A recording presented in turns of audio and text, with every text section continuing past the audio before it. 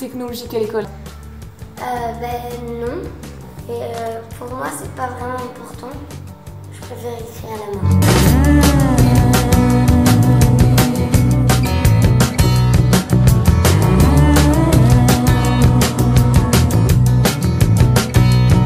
Nous avons fait par le passé un certain nombre de travaux qui montrent que le fait de savoir écrire à la main, ça structure le cerveau différemment de l'écriture dactylographique.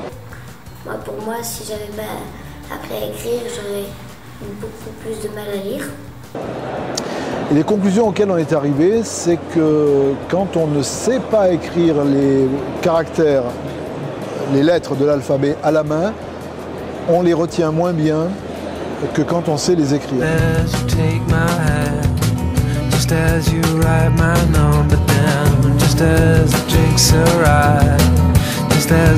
Intuiscript est un projet d'application pour tablette pour apprendre à écrire de la petite section au CE1. L'objectif est de faciliter l'apprentissage de l'écriture à l'école par le numérique en s'appuyant sur la pédagogie traditionnelle. Les élèves peuvent s'auto-évaluer grâce à l'apparition de pictogrammes sur lesquels ils focalisent leur attention pour connaître leur niveau de réussite. Le tableau de bord enseignant permet d'observer les progrès des élèves et d'identifier les difficultés rencontrées afin de favoriser leur suivi personnalisé.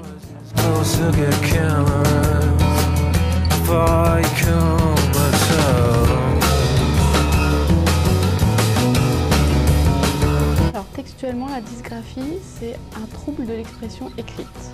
Donc non pas dans son contenu, mais dans la façon dont la personne va organiser son geste pour écrire. On a par exemple une application, nous, sur laquelle on travaille maintenant depuis 3 ans pour aider les enfants dysgraphiques, qui consiste à transformer l'écriture en son et même en musique en temps réel. Donc on lui donne une information supplémentaire, en l'occurrence sonore, pour l'aider à percevoir.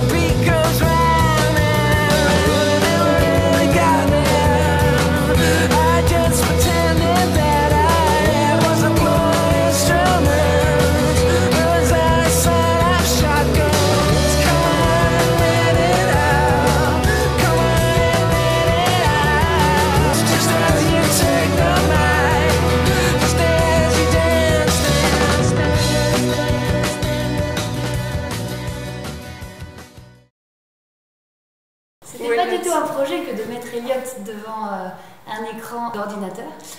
C'est le confinement qui a accéléré cet apprentissage de la dactylographie.